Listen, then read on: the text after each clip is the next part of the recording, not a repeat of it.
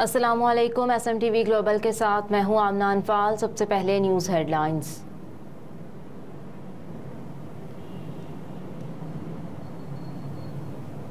बन्नो खुदकुश हमले में 9 फौजी शहीद, 5 जख्मी हो गए। बन्नो के जानी खैल में एक मोटरसाइकिल पर सवार खुदकुश बमबार ने फौजी काफले पर खुद को धमाके से उड़ा लिया। इंटर सर्विसेज पब्लिक रिलेशंस के मुताबिक बन्नो के जानी खैल में एक मोटरसाइकिल पर सवार खुदकुश बमबार ने फौजी काफले पर खुद को धमाके से उड़ाया, जिसके नतीजे में 5 फौजी जख्मी और नायब सूबेदार सनोबर अली समेत 9 जवान शहीद हो गए। सिक्योरिटी एहलकारों ने जाए वकुआ को घेरे में ले लिया और वहां छुपे हुए दहशतगर्द से छुटकारा पाने के लिए सफाई की जा रही है। ISPR का कहना है कि पाकिस्तान की सिक्योरिटी फोर्सेस दहशतगर्दी की लानत को खत्म करने के लिए पुरअज़्म हैं और हमारे बहादुर जवानों की ऐसी कुर्बानियां हमारे अज़्म को मज़ीद मजबूत करती हैं। वज़ीर आज़म अनवारुल हक काकड़ ने भी हमले की मज़म्मत करते हुए 9 फौजियों की शहादत पर दुख का इज़हार किया। ट्विटर पर अपने बयान में वज़ीर आज़म ने कहा कि KP में 9 बहादुर फौजियों के नुकसान से दिल टूट गया। दहशतगर्दी की एक बुज़दिलाना कार्रवाई जिसमें बहुत से लोग जख्मी हुए। वज़ीर आज़म ने इस तरह की कार्रवाइयों को बिल्कुल काबिल मुज़म्मत करार दिया और कहा कि इनके ख़यालात शहीद और जख्मी होने वालों के अहले खाना के साथ है। मज़ीद कहा कि पाकिस्तान ऐसी दहशतगर्दी के खिलाफ पुरअज़्म है।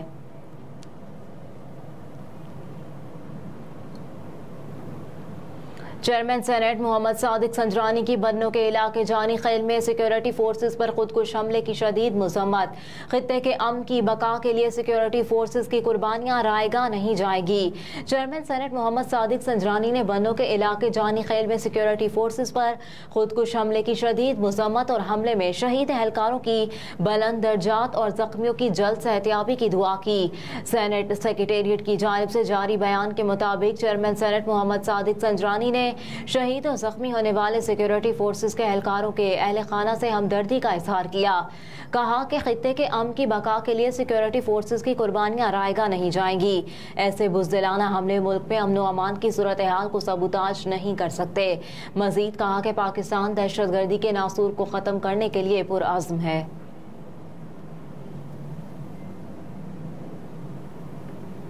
तोशाखाना फैसले के खिलाफ अपील वापस लेने की दरख्वास्त आज समाअत के लिए मुकर्रर।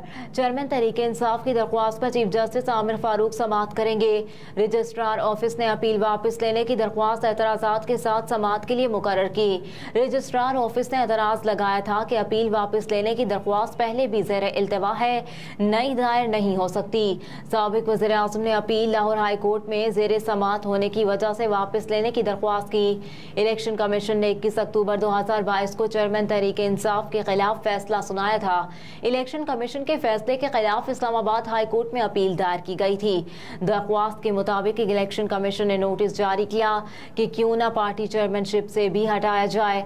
इलेक्शन कमीशन का पार्टी चेयरमैनशिप से हटाने का नोटिस लाहौर हाई कोर्ट में चैलेंज किया। लाहौर हाई कोर्ट ने चेयरमैन PTI की अपील पर 5 रुकनी लार्जर बेंच तश्कील दे दिया।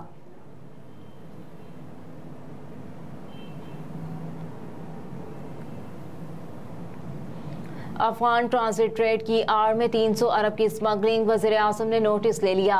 वज़ीर आज़म अनवारुल हक काकड़ ने स्मगलिंग के रोकथाम के लिए आज 3 बजे इजलास तलब कर लिया। ज़राए के मुताबिक अफगान ट्रांजिट ट्रेड और पेट्रोलियम मसनूआत की स्मगलिंग से पाकिस्तान को सालाना 300 अरब रुपए का नुकसान हो रहा है। ट्रांजिट ट्रेड के तहत दरामद की गई बेशतर मसनूआत पाकिस्तान में ही फरोख्त की जा रही हैं और पेट्रोलियम मसनूआत की स्मगलिंग से खजाने और ऑयल मार्केटिंग कंपनियों को नुकसान पहुँच रहा है। ज़राए का बताना है कि वज़ीर आज़म ने मामले का नोटिस लेते हुए मुतालिका वज़ारतों के हुकाम को काबिल अमल हल की तजावीज़ तैयार करके साथ लाने की हिदायत कर दी। ज़राए का कहना है कि इजलास के लिए वज़ारत ख़जाना, वज़ारत तिजारत, वज़ारत पेट्रोलियम और FBR हुकाम को तलब किया गया है।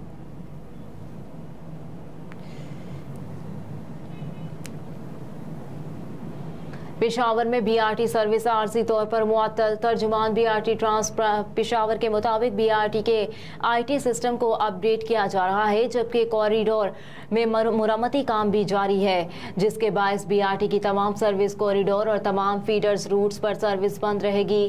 तर्जुमान के मुताबिक मुरम्मती काम खत्म होते ही सर्विस दोबारा बहाल कर दी जाएगी।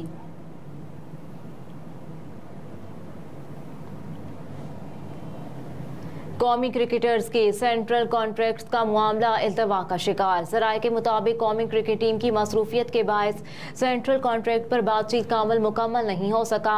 अफगानिस्तान सीरीज, फिर वतन वापसी और फिर एशिया कप के लिए टीम के श्रीलंका जाने की वजह से क्रिकेटर्स से मजीद बातचीत नहीं हो सकी। ज़राए के मुताबिक खिलाड़ियों का फोकस मैचेस पर रखने की वजह से इस मामले को इल्तवा का शिकार किया गया।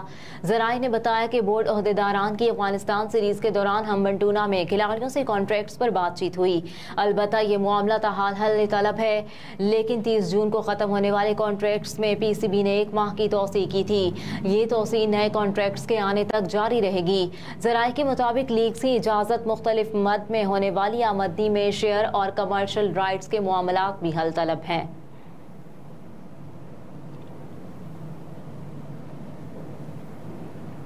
स्टेट बैंक ने मॉनेटरी पॉलिसी के हंगामी इजलास की खबरों को मुस्तरद कर दिया। सोशल मीडिया प्लेटफॉर्म एक्स पर जारी वजाहती बयान में मरकजी बैंक ने कहा कि मॉनेटरी पॉलिसी के हंगामी इजलास की रिपोर्ट्स बेबुनियाद हैं और मुस्तकबिल के पॉलिसी रेट पर पेशगोई करना कबल अज वक्त है। स्टेट बैंक ने कहा कि मॉनेटरी पॉलिसी कमेटी शरह सूद का फैसला करने का कानूनी इदारा है और मॉनेटरी पॉलिसी कमेटी का इजलास 14 सितंबर को है, जिसमें शरह सूद पर फैसला होगा।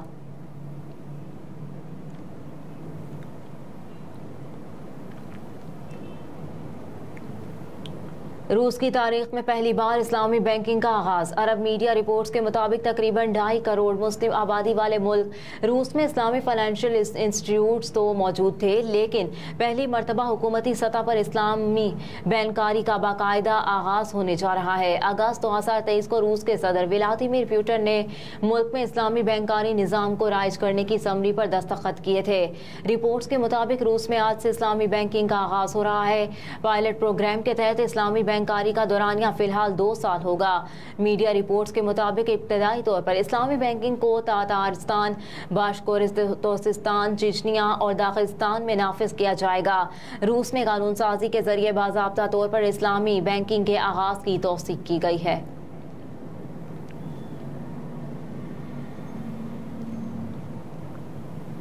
एशिया कप, श्रीलंका ने बांग्लादेश को 5 विकेटों से शिकस्त दे दी। एशिया कप के दूसरे मैच में बांग्लादेश ने श्रीलंका को 5 विकेटों से शिकस्त दी। श्रीलंका के शहर पाली केले में खेले जाने वाले मैच में बांग्लादेश के कप्तान शकीबुल हसन ने टॉस जीतकर पहले बैटिंग का फैसला किया, जो कि अच्छा साबित न हुआ और बांग्लादेश की पूरी टीम 43वें ओवर में 164 रन बनाकर आउट हो गई। जवाब में श्रीलंकन टीम ने 165 रन का हदफ 5 विकेटों के नुकसान पर 39 ओवर में पूरा किया।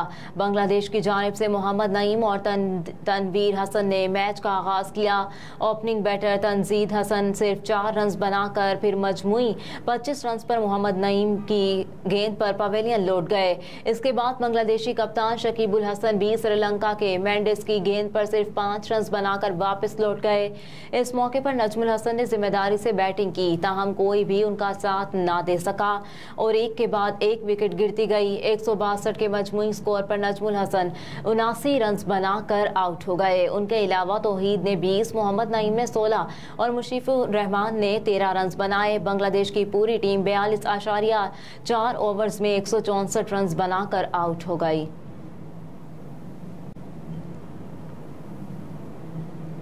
पेट्रोलियम कीमतों में इजाफे के आफ्टर शॉक्स, ट्रेन का सफर भी महंगा हो गया। रेलवे हुकाम के मुताबिक एक्सप्रेस, पैसेंजर और इंटरसिटी ट्रेनों के किरायों में 5% इजाफा किया गया, जबकि पार्सल और लीगेज रेट में भी 5% इजाफा किया गया है। महकमा रेलवेज के मुताबिक इजाफे पर अमल दरामद 2 सितंबर से होगा। 16 रोज में रेलवे के किरायों में ये दूसरी बार इजाफा किया गया है। इससे कबल 16 अगस्त को रेल के किरायों में 10% इजाफा किया गया था। हेडलाइंस आपने मुलाहिजा की। न्यूज़ स्टूडियो से फिल वक्त इतना ही। आप देखते रहिए SMTV ग्लोबल।